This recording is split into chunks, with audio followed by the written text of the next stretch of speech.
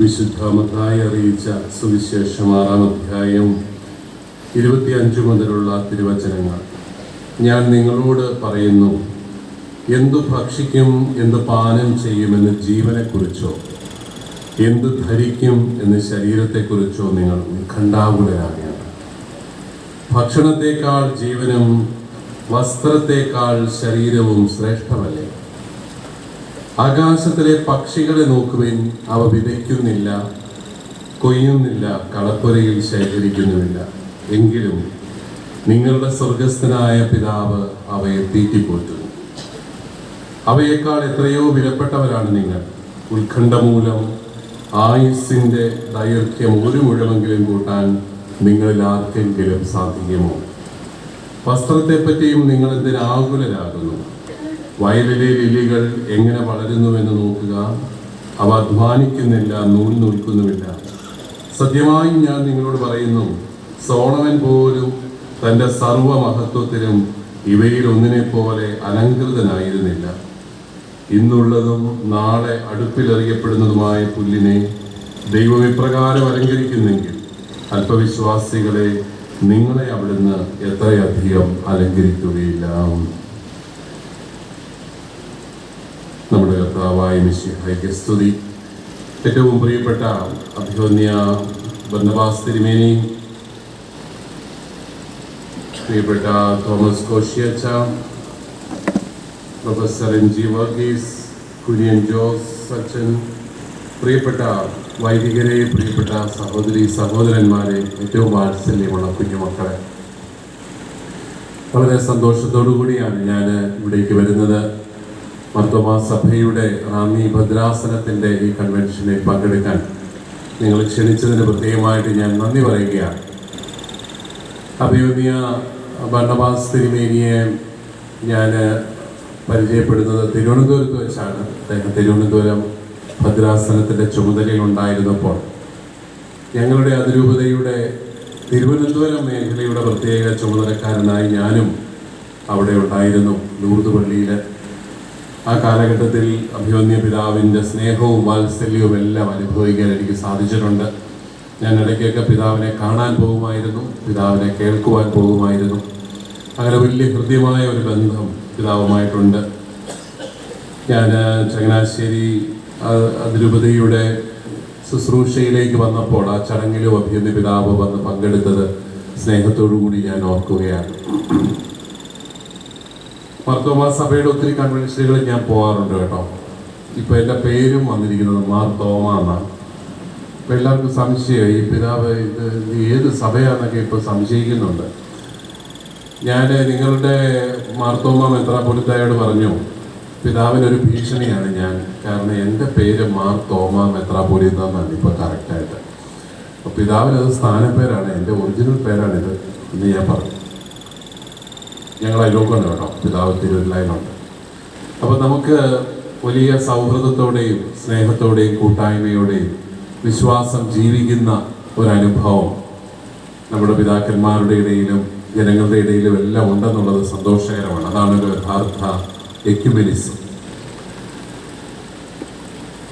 ഞാൻ ഇന്ന് നിങ്ങളുമായിട്ട് പങ്കുവയ്ക്കാൻ ആഗ്രഹിക്കുന്ന വചനം, നമ്മുടെ സുവിശേഷം നമ്മുടെ ആകുലതകളെല്ലാം എടുത്തു മാറ്റുക. നമ്മൾ സുവിശേഷമൊക്കെ വായിക്കുന്നവരാണെങ്കിൽ നമ്മുടെ ആകുലത മാറുന്നുണ്ടോ എന്ന് ചോദിച്ചു കഴിഞ്ഞാൽ സംശയം. കാരണം നമ്മൾ ആകുലതയോടുകൂടിയാണ് ഇത് തുറക്കുന്നത്. ചിലർ സുവിശേഷം വായിച്ചിട്ട് ആകുലപ്പെടുന്നവരുണ്ട്. എന്താണോ ഇന്ന് എനിക്ക് ഈ വചനം കിട്ടിയത്? ചിലര് കണ്ണടച്ച് തുറന്ന് വചനമൊക്കെ എടുത്ത് ആ വചനം നല്ലതാണെങ്കിൽ ജീവിതം മുഴുവൻ അന്നത്തെ ദിവസം നല്ലതാണ്, അല്ലെങ്കിൽ മോശമാണ്. അപ്പം അങ്ങനെയൊക്കെ കണ്ടവന് ആകുലപ്പെടുകയും, ചിലര് പ്രാർത്ഥനയെക്കുറിച്ച് ആകുലപ്പെടുന്നവരുണ്ട്, കിട്ടുന്ന വചനത്തെക്കുറിച്ച് ആകുലപ്പെടുന്നവരുണ്ട്, എങ്ങനെയാണ് പ്രാർത്ഥിക്കേണ്ടതെന്ന് അറിയാൻ വയ്യാതെ ആകുലപ്പെടുന്നവരുണ്ട്.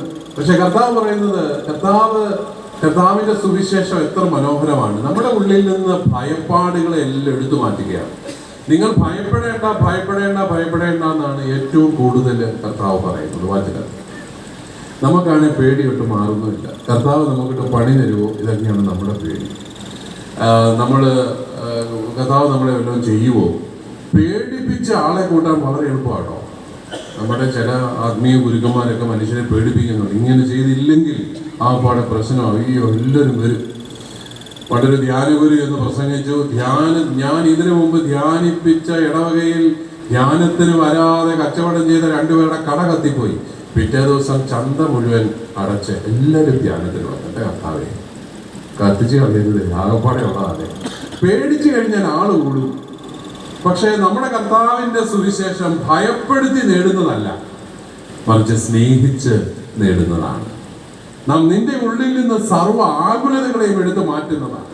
ഞാൻ എപ്പോഴും ഓർക്കും, ഈ പാവിനിയായ സ്ത്രീ, അവളെ കുറിച്ച് യോഹന്നാന്റെ സുവിശേഷത്തിൽ നമ്മൾ വായിക്കുന്നുണ്ടല്ലോ. പാപിനിയായ സ്ത്രീയെ അവരെല്ലാവരും കൂടെ പാപത്തിൽ പിടിച്ചു. ഇനിയിപ്പോ എന്താ ചെയ്യണ്ട? കല്ലെറിഞ്ഞു കൊല്ലണം. അവൻ ഭയങ്കര സന്തോഷമായി. എറിഞ്ഞു കൊല്ലുക എന്നൊക്കെ പറഞ്ഞാൽ രസമല്ലേ? എറിയ തകർക്കുക എന്നൊക്കെ പറഞ്ഞാൽ മനുഷ്യനൊരു വല്ലാത്ത ആവേശമാണ്. വല്ലവരുടെയും സ്വത്താണെങ്കിൽ എറിയാനായിട്ട് ആവേശം ഇച്ചിരി കൂടുകയും ചെയ്യും. വല്ല നമ്മുടെ അല്ലെങ്കിൽ പിന്നെ ഒരു കുഴപ്പമില്ല. പണ്ടൊരിക്കൽ നമുക്കറിയാം, നമ്മുടെ രാഷ്ട്രീയ പാർട്ടികളൊക്കെ പണ്ട് ചെറുപ്പക്കാരെ പിടിച്ചു നിർത്തുന്നത് എറിയടാ, ട്രാൻസ്പോർട്ട് ബസ്സിനുണ്ടാകും, സ്വന്തം കാറിൻ്റെ എറിയരുത്, ട്രാൻസ്പോർട്ട് ബസ്സിനുണ്ട് എറിഞ്ഞു. കാരണം എറിയുക എന്ന് പറഞ്ഞു കഴിഞ്ഞാൽ ഭയങ്കര സുഖമുള്ള ഒരു പരിപാടിയാണ്. തകർക്കുന്നത് കാണുക എന്ന് പറയുന്ന പോലെയാണ് എറിയാൻ കല്ലുമായിട്ട് ഒരു പുരുഷന്മാർ മാത്രമേ ഉണ്ടാകുന്നതാണ് പറയുക. അതിനകത്ത് പ്രായമായവർ തുടങ്ങി ചെറുപ്പക്കാരുടെ എല്ലാ ടൈപ്പും ഉണ്ടായിരുന്നാണ് പറയുന്നത്. അങ്ങനെ എല്ലാവരും കൂടെ വന്നു കർത്താവിൻ്റെ അടുക്ക് വന്നിരിക്കുകയാണ്. ഞങ്ങൾ ഇവളെ പാപത്തിൽ പിടിച്ചു. ഇനിയിപ്പോൾ നീ പറ എന്നാ ചെയ്യേണ്ടത്? കർത്താവ് ഒന്നും പറയേണ്ട കാര്യമില്ല. അവരുടെ തിരുവചനങ്ങളിൽ എഴുതി വെച്ചിട്ടുണ്ട്, കല്ലെറിഞ്ഞ് കൊന്നോളാൻ. പക്ഷെ എന്നാലും അവനെ വാക്കിൽ കൊടുക്കാൻ വേണ്ടിയിട്ടാണ് ഈ വരവ്. ഗുരു കരുണാമയനായതുകൊണ്ട് പറയും, വെറുതെ വിട്ടേക്കാൻ പറയും. അങ്ങനെയാണെങ്കിൽ നിയമം ലംഘിച്ചെന്ന് പറഞ്ഞാൽ അവനെ കൂടെ കല്ലെറിയാം എന്നും പറഞ്ഞുകൊണ്ട് വന്നിരിക്കുക. ഒരു കല്ല് മതി, കാര്യം രണ്ട് നടക്കും എന്ന് പറഞ്ഞുകൊണ്ട് വന്നിരിക്കുകയാണ്. കർത്താവാണ് ഇവരെ കണ്ടപാടെ ഇരുന്ന് എഴുത്താണ്, നിലത്തെഴുത്ത്. തമ്പുരാൻ ആകപ്പാടെ എഴുതി എന്ന് പറയുന്ന അതാണ്. അപ്പോൾ ആ കർത്താവിനെ കുറിച്ച് എഴുതപ്പെട്ടതാണ് ബാക്കി മുഴുവൻ ഇല്ല. അപ്പൊ ഇവര് പറഞ്ഞു, ഞങ്ങൾക്ക് പലരെ എറിയാനുള്ളതാണ്, അതുകൊണ്ട് ഇതിന് തീരുമാനമാക്കിയിട്ട് അടുത്ത എറിഞ്ഞു പോകണം, പെട്ടെന്ന് പറ. അപ്പൊ കർത്താവ് പറഞ്ഞു, എറിഞ്ഞു, കുഴപ്പമില്ല, പക്ഷെ പാപമില്ലാത്തവർ കല്ലെറിയണം. പിന്നെ നമ്മൾ കണ്ടത് അവരെല്ലാം മുതിർന്നവർ തുടങ്ങി ഓരോരുത്തരെ കല്ലുകൾ താഴെ ഇട്ടിട്ട് പോയി. ആ കാര്യത്തിൽ എനിക്ക് അവരോടെല്ലാം സ്നേഹമാണ്. നല്ല സത്യസന്ധരായ മനുഷ്യനാണ് അല്ലേ. സമ്മതിച്ചു, പാപം ചെയ്തു. നമ്മൾ മലയാളികളൊക്കെയാണെങ്കിൽ സമ്മതിക്കുമോ? അയ്യോ, നമ്മൾ കല്ലും താഴെ ഇട്ടിട്ട് വീട്ടിലോട്ട് ചെന്നാൽ ഫെബ്രുവരി കയറ്റുമോ? ആഹാ, നിങ്ങൾ പോയി പാപം ചെയ്തല്ലേ. ഇനി എറിഞ്ഞാൽ കർത്താവ് വെറുതെ വിടുവോ? വേണ്ട, നീ പാപം ചെയ്തെന്ന് എനിക്കറിയാം. നമ്മൾ മലയാളികൾ ഒരു കോംപ്രമൈസാണ്. എന്താണ്? എറിയുന്ന പോലെയൊക്കെ ഒന്ന് കാണിച്ച്, എന്നാൽ കൊള്ളാത്ത രീതിയിലൊക്കെ ഇട്ട്. ഭാര്യ യോഗ്യം പറയും എറിഞ്ഞായിരുന്നു, കർത്താവ് യോഗ്യം പറയും കൊണ്ടില്ലല്ലോ, പ്രശ്നമൊന്നുമില്ല. അങ്ങനെ നമ്മൾ രക്ഷപ്പെടും. പക്ഷെ അവരേതായാലും കല്ലുകളെല്ലാം താഴെ ഇട്ടിട്ട് അവരെ പോയി. ആ പാവ സ്ത്രീയും ഒരു കൂമ്പാരം കല്ലും നമ്മുടെ കർത്താവും. അവളുടെ മനസ്സ് എന്തോരം ഭയപ്പെട്ട് കാണും. ഇവ മാത്രമേ ഉള്ളൂ പാപം ചെയ്യാതെ, ഇവന് ഒറ്റയ്ക്ക് എന്നെ കല്ലെറിഞ്ഞ് കൊല്ലാൻ പോവാണോ? ഏതായാലും വധശിക്ഷയ്ക്ക് വിധിക്കപ്പെട്ടിരിക്കുകയാണ്. അവളോട് കർത്താവ് പറയുന്നത് എന്താണ്? സ്ത്രീയെ, ആരും നിന്നെ കല്ലെറിഞ്ഞില്ലേ? ആരും നിന്നെ വിധിച്ചില്ലെന്നായി വെച്ചല്ലേ? ആരും നിന്നെ വിധിച്ചില്ലേ? ഇല്ല കർത്താവേ, ആരും എന്നെ വിധിച്ചില്ല. എന്നാൽ ഞാനും നിന്നെ വിധിക്കുന്നില്ല. നമുക്കൊക്കെ ഒന്നും അത് ഇഷ്ടപ്പെടത്തില്ല. ഇങ്ങനെയൊക്കെയാണോ പറയേണ്ടത്? അല്ലെ, ഒരു പഞ്ചില്ലാത്ത ഡയലോഗാണത്. രണ്ടെണ്ണം പറയട്ടെ, കിട്ടിയതല്ലേ, രണ്ടെണ്ണം പറഞ്ഞിട്ട് വെറുതെ വിട്ടാൽ നമുക്കൊരു സന്തോഷമാണ്. ഒന്നും പറയാതെ ചുമ്മാ അവളെ വെറുതെ വിട്ടിരിക്കും. നമുക്കത് ഇഷ്ടപ്പെടത്തില്ല. രണ്ട് പറഞ്ഞാലേ നമുക്ക് സന്തോഷമുള്ളൂ. കർത്താവ് ഒന്നും പറയാതെ അവളെ വിട്ടത് പറഞ്ഞു. അവസാനം പറഞ്ഞു എത്രയേ ഉള്ളൂ, ഇനിമേൽ പാപം ചെയ്യാം, നീ സമാധാനത്തോടെ പൊയ്ക്കും. ആകുലതകളെ എല്ലാം എടുത്ത് കളയുന്ന കർത്താവ്, ഭയപ്പാടുകളെ എല്ലാം എടുത്തു കളയുന്ന കർത്താവ്. ഞാൻ എപ്പോഴും മനസ്സിൽ സങ്കല്പിക്കും, ഈ സ്ത്രീ പിറ്റേ ദിവസവും പോയി പാപം ചെയ്തെന്ന് വിചാരിക്കുക. അവൾക്കറിയാവുന്നതല്ലേ അവള് ചെയ്തു. പിറ്റേ ദിവസം യുവമാരി കർത്താവിനെ പിടിച്ചു കൊണ്ടുവന്നു. ഇന്നലെ ഞങ്ങൾ വെറുതെ വിട്ടു, ഇന്ന് റെഡിയല്ല എന്നാന്ന് വെച്ചാൽ കാര്യം പറഞ്ഞു. കർത്താവ് എന്ത് പറയും? കർത്താവ് അത് തന്നെ പറഞ്ഞേനെ. എന്താണ്? മകളെ, നീ പോയിക്കൊള്ളുക, ഇനിമേൽ പാപം ചെയ്യാം. കാരണം കർത്താവിന് അത് പറയാനേ അറിയുള്ളൂ. സുവിശേഷത്തിന്റെ ധാർമ്മികത ശിക്ഷയെ ഭയന്നുള്ള ധാർമ്മികതയല്ല പ്രിയപ്പെട്ടവരെ. ദൈവത്തെ പേടിച്ച് മര്യാദയ്ക്ക് ജീവിക്കുന്നത് പുണ്യമല്ല കേട്ടോ. ദൈവസ്നേഹത്താൽ ആകർഷിക്കപ്പെട്ട് ജീവിക്കുന്നതാണ് പുതിയ നിയമത്തിന്റെ ആത്മീയത എന്ന് പറയുന്നത്. നമ്മൾ ചിന്തിക്കേണ്ട ഒരു കാര്യം, നമ്മളുടെ ഓരോ ദിവസം കഴിയുമ്പോഴും സ്നേഹത്തിൽ വളരുന്നുണ്ടോ നമ്മുടെ കുടുംബം? ഒരുമിച്ചിരുന്ന് വർത്തമാനം പറയുന്നു, സന്തോഷകരമായിട്ട് ഒരു നല്ല കാര്യമെങ്കിലും പറയാൻ പറ്റുന്നുണ്ടോ? ഭാര്യയ്ക്ക് ഭർത്താവിനെ കുറിച്ച്, ഭർത്താവിന് ഭാര്യയെ കുറിച്ച്. എനിക്ക് നിങ്ങളോട് പറയാനുള്ളത്, നിങ്ങൾ കിടന്നുറങ്ങുന്നതിന് മുമ്പ് 2-3 നല്ല കാര്യങ്ങളൊക്കെ ചുമ്മാ പറഞ്ഞിട്ട് കിടന്നുറങ്ങണം. ഈ ഒന്നും മിണ്ടാതെ കിടന്നുള്ളതിനേക്കാൾ നല്ലത് രണ്ടു മൂന്ന് നല്ല കാര്യങ്ങളൊക്കെ ചുമ്മാ പറയാം. ഒന്നുമില്ലല്ലോ ഇന്നത്തെ രാത്രി എത്ര മനോഹരമാണെന്നെങ്കിലും പറഞ്ഞിട്ട് കിടന്നുറങ്ങണം. വേറെ ഒന്നും മനോഹരമാണെന്ന് പറയാൻ തോന്നിയില്ലെങ്കിലും പലപ്പോഴും നമുക്ക് നമ്മുടെയൊക്കെ കുടുംബാന്തരീക്ഷം ഒത്തിരി നെഗറ്റീവായി പോകുന്നതുകൊണ്ടാണ് ഈ കുട്ടികൾക്ക് ഒരു ആത്മവിശ്വാസം. പിന്നെ രണ്ടാമത്തെ കാരണം നമ്മുടെ കുട്ടികൾക്ക് ആത്മവിശ്വാസം ഇല്ലാത്തതിന്റെ കാരണം നമ്മളാണ് അവർക്ക് വേണ്ടി എല്ലാം ചെയ്തു കൊടുക്കുന്നത്. 22 വയസ്സുള്ള പെൺകൊച്ചിന് SB കോളേജിന് PGക്ക് അഡ്മിഷന് ആപ്ലിക്കേഷൻ ഫോം പൂരിപ്പിച്ചു കൊടുക്കുന്നത് അവളുടെ പപ്പയാണ്. കാരണം എന്നാ, കൊച്ചു ചെയ്താൽ തെറ്റിപ്പോകും.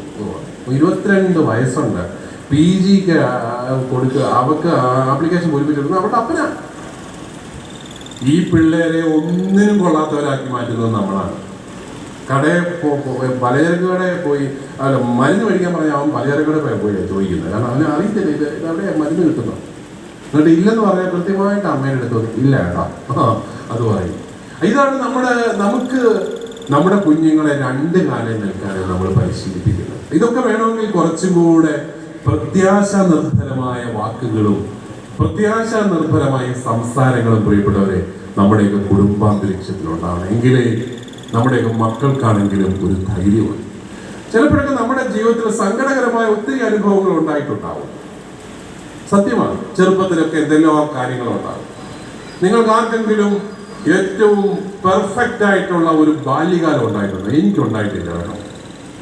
നിങ്ങൾക്ക് ആർക്കെങ്കിലും പെർഫെക്റ്റ് ആയിട്ടുള്ള ഒരു കുടുംബം ഉണ്ടായിട്ടുണ്ടോ? എനിക്കില്ല കേട്ടോ. നിങ്ങൾ ആഗ്രഹിക്കുന്നത് പോലെ നിങ്ങളെ വളർത്തിയ ഒരു അമ്മയോ ആഗ്രഹിക്കുന്നത് പോലെ നിങ്ങളെ സ്നേഹിച്ച ഒരു അപ്പനെയോ നിങ്ങൾക്ക് കിട്ടിയിട്ടുണ്ടോ? എനിക്ക് കിട്ടിയിട്ടില്ല കേട്ടോ. ആർക്കെങ്കിലും കിട്ടിയിട്ടുണ്ടോ എന്നോട് പറയണം. എനിക്കൊരു ഇന്റർവ്യൂ നടത്താൻ വേണ്ടിയിട്ടാണ്. ഇതെങ്ങനെ സംഘടിപ്പിച്ചത്?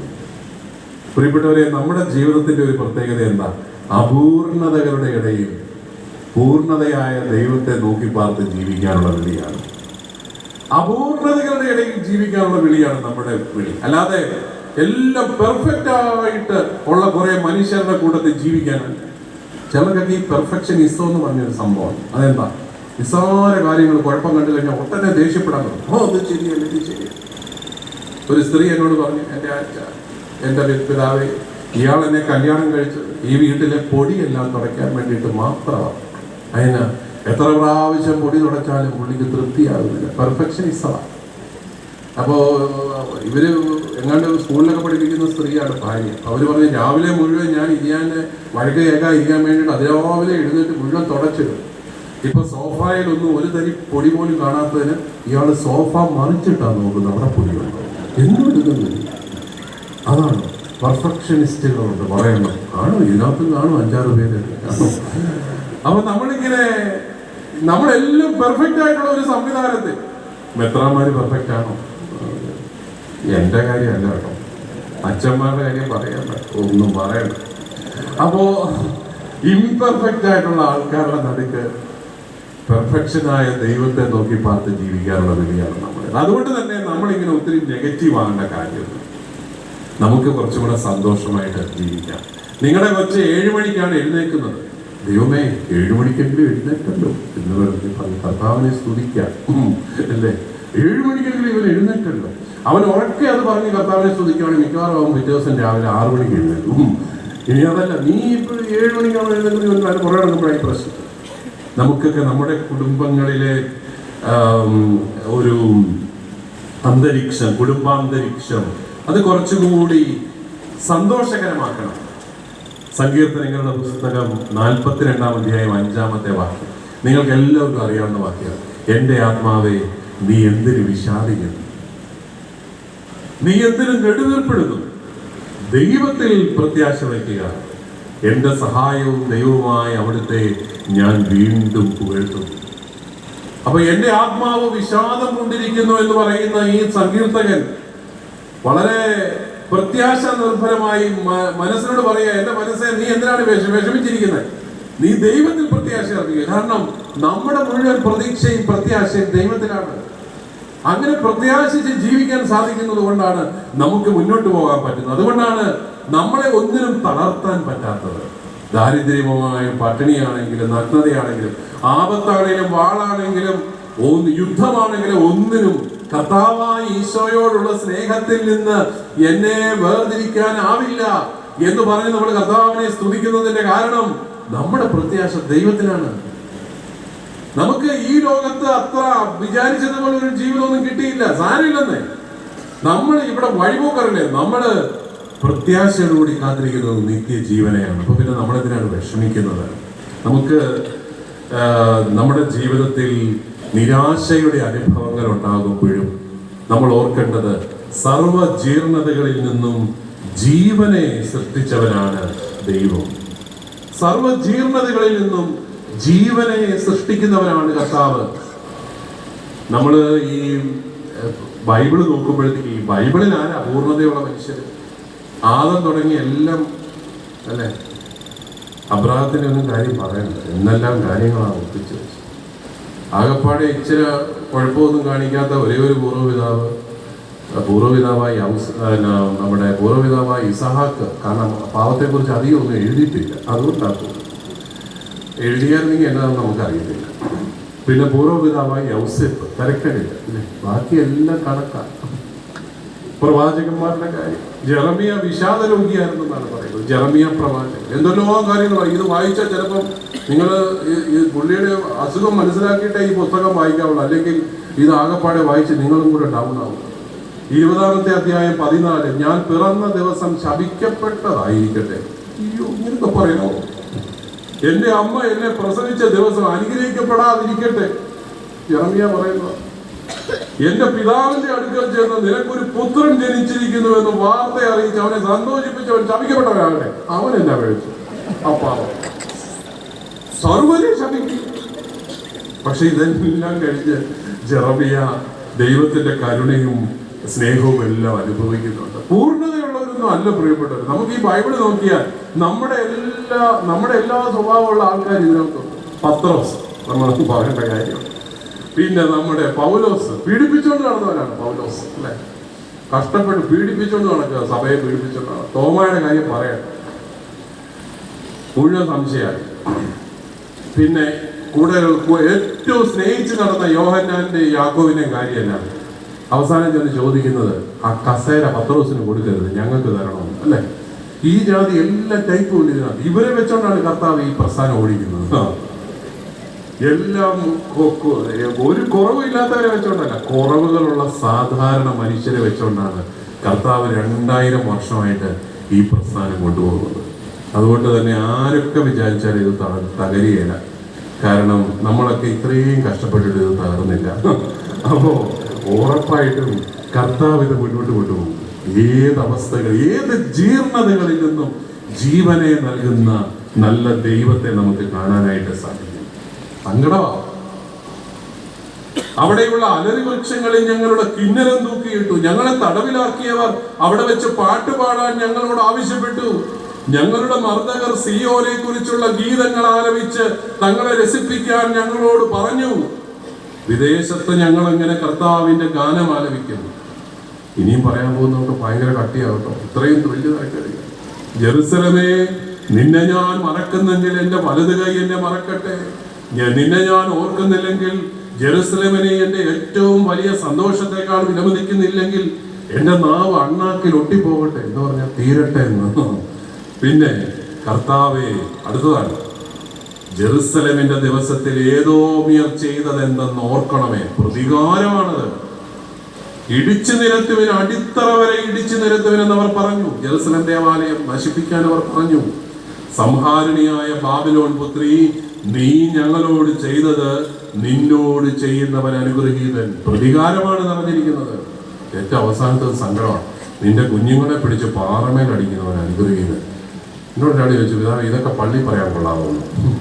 സങ്കീർത്തനത്തിൽ ഇങ്ങനെയൊക്കെ എഴുതുന്നത് ശരിയാണ്, ഇതൊക്കെ പള്ളി വായിക്കാൻ കൊള്ളാമോ?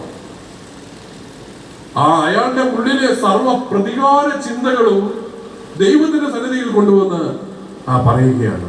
ഇതാണ് പ്രിയപ്പെട്ടവരെ പ്രാർത്ഥന. നമ്മുടെ ഉള്ളിൽ ഒത്തിരി നിരാശയും സങ്കടങ്ങളും നെഗറ്റീവ് കാര്യങ്ങളും ഒക്കെ ഉള്ളപ്പോഴും അതെല്ലാം നമുക്ക് കർത്താവിന്റെ സന്നിധിയിലേക്ക് കൊണ്ടുവരാനായിട്ട് സാധിക്കണം. അങ്ങനെയാകുമ്പോൾ തമ്പുരാൻ അതെല്ലാം ഏറ്റെടുത്തിട്ട് നമുക്ക് ഒരു അർത്ഥപൂർണമാക്കി തരികയാണ്. നമ്മുടെ ജീവിതത്തെ അർത്ഥപൂർണമാക്കി മാറ്റുകയാണ്. സങ്കീർത്തനം 34, 17, 18 വാക്യങ്ങളിൽ നമ്മൾ വായിക്കുന്നുണ്ട്, നീതിമാന്മാർ സഹായത്തിന് നിലവിളിക്കുമ്പോൾ കർത്താവ് കേൾക്കുന്നു. നമ്മുടെ നിലവിളി കർത്താവ് കേൾക്കും. അവരെ സകലവിധ കഷ്ടതകളിൽ നിന്ന് രക്ഷിക്കുന്നു.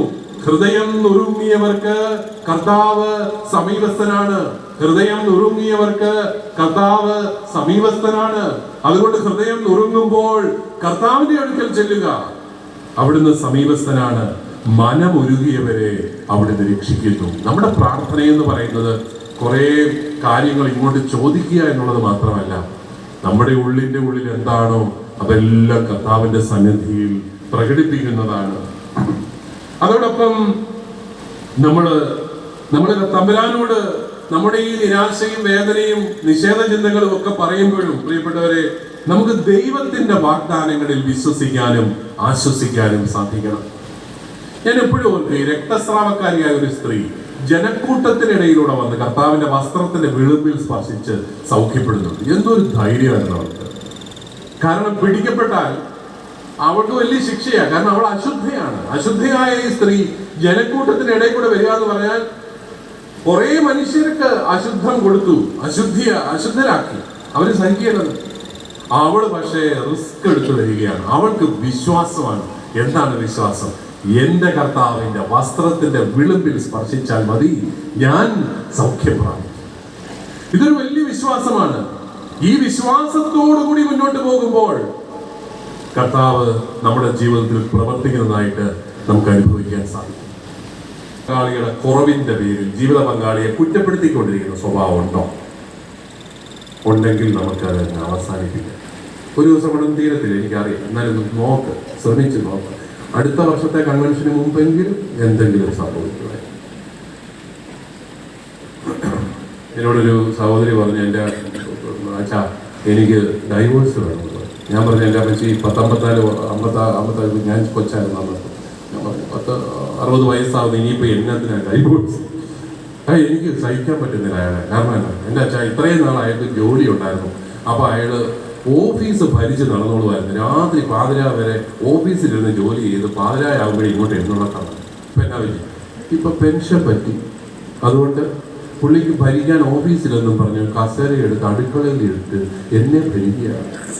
എനിക്കിത് സഹിക്കാൻ പറ്റുന്നില്ല, എനിക്ക് പറ്റില്ല. ഞാൻ 2-3 ആഴ്ച നോക്കി, എനിക്ക് പറ്റുന്നില്ല, എനിക്ക് ഡൈവോഴ്സ് ഉണ്ടാക്കി. ഞാൻ ഈ ചേട്ടനെ വിളിച്ചു. ചേട്ടൻ പറയാ, എൻ്റെ അച്ഛാ അവൾ നന്നായിക്കോട്ടെ എന്ന് ഓർത്ത് ഞാൻ പറയുന്നത്. ഞാൻ പറഞ്ഞു, എത്ര വയസ്സായി ചേട്ടാ? കല്യാണം കഴിച്ചിട്ട് 10-35 വർഷമായി. ഇത്രയും നാൾ നന്നായില്ലെങ്കിൽ അത് പോട്ടെ എന്ന് വിചാരിക്കുകയാണ്. പോട്ടെ, ഇനിയിപ്പം സ്ട്രാറ്റജി മാറ്റും. ഇനിയും ആ കസേരയൊക്കെ എടുത്ത് അടുക്കളയിൽ എടുത്ത് മാറ്റി ചേട്ടനും വല്ലോ പുസ്തക വായനയും പൂന്തോട്ട പരിപാലനവും പിന്നെ സ്റ്റാമ്പ് കളക്ഷനും ഒക്കെ ആയിട്ട് സമയം ചെലവഴിക്കുക. അല്ലാതെ ചുമ്മാ ഭാര്യയുടെ പുറകെ നടക്കാതെ. ആ പുള്ളിക്ക് അത്ര ബോധിച്ചൊന്നുമില്ല. ഈ അച്ഛന്മാരിങ്ങനൊന്നും അല്ല പറഞ്ഞു കൊടുക്കണ്ടെന്നൊക്കെ പറഞ്ഞ് എന്നെ ഉപദേശിച്ചില്ല പുള്ളി പോയി. അപ്പം ഞാൻ പറഞ്ഞു വന്നത്, നമ്മളിങ്ങനെ ഈ നെഗറ്റീവ് കാര്യങ്ങളും പറഞ്ഞ് കുഞ്ഞുങ്ങളുടെയും പുറകെ നടക്കാതെ, ജീവിത പങ്കാളിയുടെ പുറകെ നടക്കാതെ, നമ്മുടെയൊക്കെ കുടുംബത്തിലേക്ക് കൊതിയോടെ നമ്മുടെ മക്കൾ തിരിച്ചു വരണം. തമാശകൾ പറയാൻ, കേൾക്കാൻ. നമ്മുടെ കർത്താവുണ്ടല്ലോ, നിങ്ങളുടെ വീട്ടിലൂടെയൊക്കെ പമ്മി പതുങ്ങി നടപ്പുണ്ട്. എന്തിനാണെന്നറിയാമോ? നിങ്ങൾ പറയുന്ന തമാശകളൊക്കെ കേട്ട് ചിരിക്കാൻ. അതിനവിടെ വന്ന തമാശയും പറയുന്നത് അത് അവാർഡ് പടം പോലെയാണ്. പഴയ കാലത്തെ അവാർഡ് പടം നിങ്ങൾ കണ്ടിട്ടില്ല. ഇപ്പോൾ അന്ന് പണ്ട് അവാർഡ് പടം ഇറക്കുന്നവരെല്ലാം മരിച്ചു പോയിട്ടായിരിക്കും. ഇപ്പോൾ ആരും ഇറക്കുന്നില്ല. അതിനകത്ത് സംഭാഷണവും ഇല്ല, പാട്ടും ഇല്ല, ഡാൻസും ഇല്ല, കളറും ഇല്ല. എന്ന് വേണ്ട അത് കണ്ടിരിക്കുന്ന നമുക്ക് വേണം അവാർഡ് തരാമെന്ന് ചെറുപ്പത്തിൽ എനിക്ക് തോന്നി. എനിക്ക് അത്രയും ഒക്കെ വിവരം ഉണ്ടായിട്ടാണ് ഇപ്പോൾ അങ്ങനെ ചിന്തിച്ചത്. അത് ആസ്വദിക്കുന്നവർ വലിയ ആൾക്കാരാണെന്നാണ് പറയുന്നത്. എന്നാലും പല കുടുംബങ്ങളും അവാർഡ് കുടുംബങ്ങൾ പോലെയാണ് പ്രിയപ്പെട്ടത്. അവാർഡ് പടം പോലെയാണ് എന്ന് പറഞ്ഞാൽ അവിടെ ഒന്നുമില്ല, അവിടെ തമാശയില്ലാതെ ഇരിയില്ല, ഒന്നുമില്ല. അവിടെ ഭയങ്കര സീരിയസാണ്. അപ്പൻ കുറച്ച് ശബ്ദങ്ങൾ മാത്രമേ പുറപ്പെടുവിക്കുന്നുള്ളൂ. എന്നൊക്കെ പറയാം.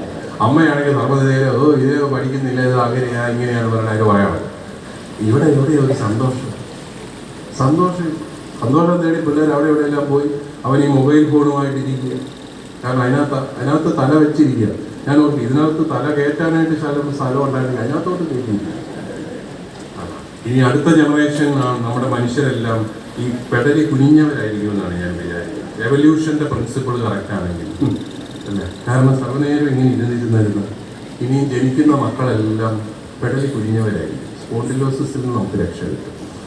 കാരണം അങ്ങനായി സന്തോഷം തേടി ഇപ്പം ഇതിനകത്താണ് പോകുന്നത്. വേറെ ഒന്നും സമയമായതോടെ ഞാൻ നിർത്തിയേക്കാം അല്ലെ നിങ്ങളുടെ ഉള്ള സന്തോഷം കൂടെ